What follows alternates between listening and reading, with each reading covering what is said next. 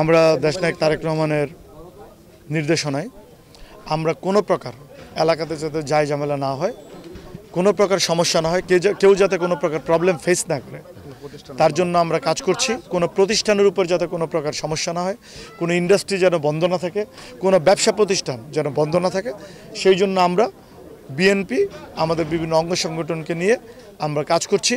আজকে আমরা আমরা ইতিপূর্বেও যেখানে প্রবলেম হয়েছে এখানে আপনারা জানেন কিছু অনুগামী আছে, কিন্তু কিছু অনুপ্রবেশকারী আছে আওয়ামী লীগের লোকজন, যারা আপনার সর্বশেষ দিনও দা ছেনে নিয়ে দাঁড়িয়েছিল।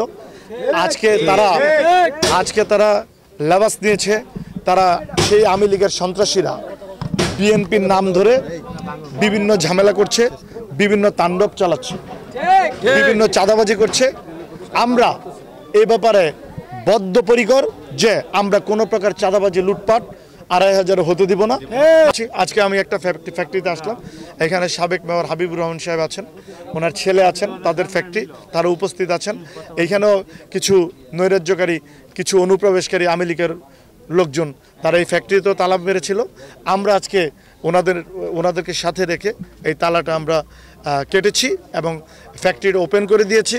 এবং আমি বলতে চাই, আজকে এখানে হাবিবুর রহমান সাহেব এবং তার ছেলে আছে জাহাঙ্গীর সাহেব, আমি তাদেরকে বলতে চাই যে কোনো ইন্ডাস্ট্রিয়ালিস্ট, আমরা এখন বিভিন্ন জায়গায় যাচ্ছি, ২৫০০ টোটালি ঘুরছি, আমরা বিভিন্ন যেখানেই সমস্যা আমরা কথা বলতেছি, ফ্যাক্টরি দোকানপাট যেখানে প্রবলেম করেছে আমরা সব তাদের প্রবলেমগুলো সলভ করার জন্য চেষ্টা করছি। ব্যাপারটা থানা এবং টিএনও অফিস, টিএনও সাহেব সবার নলেজে আছে।